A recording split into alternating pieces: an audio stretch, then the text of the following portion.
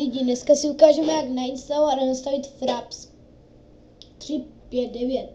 Fraps si nainstalujeme, dáme další, no prostě samé další a pak dáme jen dokončit. Pak se nám spustí Fraps. Fraps si klasicky povolíme, ano. Takže, no, ano, povolit. Tak, teď vás nějak rychlejš provedu. Já používám Fraps Window Always on top. Ano.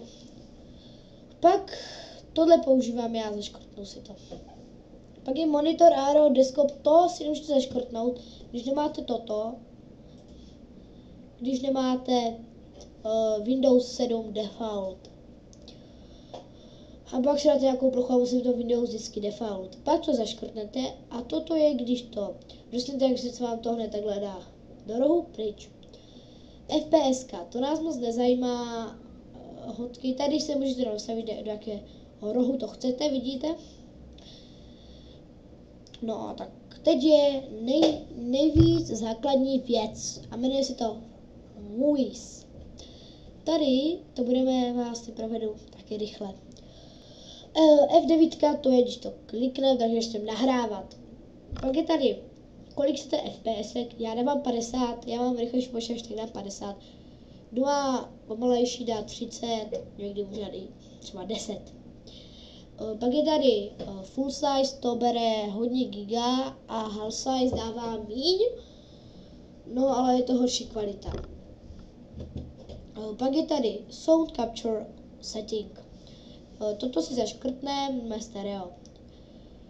External upload, tady to. Teď jsem nejlepší angličtinář. Tohle dole je, když chcete skrýt myšku, tohle nevím a tohle taky ne, ale nic jsem z toho nezaškrt. To je poslední tady z toho, je to screenshot, takže screen capture F10 to screenshotujete a v APG to je ten nejlepší, to je ten nejlepší formát. Taky hodně lidem dělá taková věc, že jim to prostě má černou obrazovku jenom myška. Tomuhle můžeme přejít, když dáme programy a funkce, si najdeme a tady dáme zobrazit nainstalované aktualizace. Takhle, my si teď normálně tady, já už to odinstaloval, ale řeknu vám, jak takhle,